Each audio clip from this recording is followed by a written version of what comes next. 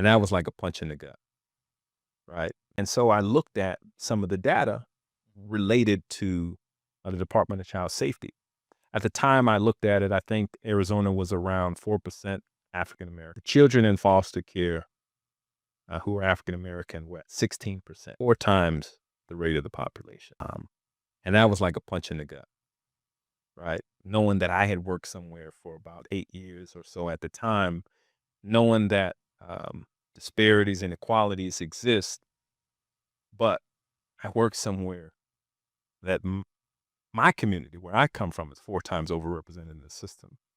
Um, so that began my journey to kind of where we are now.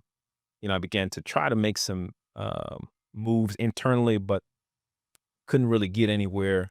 So I left, right? I left and started to advocate for families, right? And not just families who look like me, any family who was, really felt like they were wronged and felt like they're, you know, could keep their kids safe. Maybe there were some challenges. They had made the changes, but it wasn't being recognized. So I began to advocate for families and truly, um, come alongside them to teach them, some of the language. And so I said, well, God, I guess I need the authority.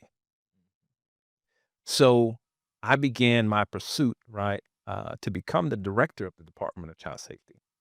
I felt like I couldn't be number three, number two. I had to be at the top to make the decisions, to keep families together, to stop separating them, and to shift and change the culture of the agency instead of punitive and separating families to one that we were surrounded and wrap them in love and support.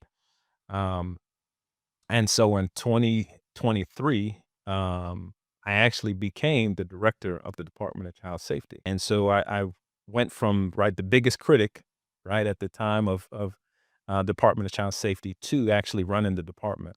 So the uh, so long story short, I only lasted about 7 weeks on the role. Um, and so I've told some people this story, I'm sure you're reaching a much broader audience than I have reached. But this is the best lesson of my life to that point. So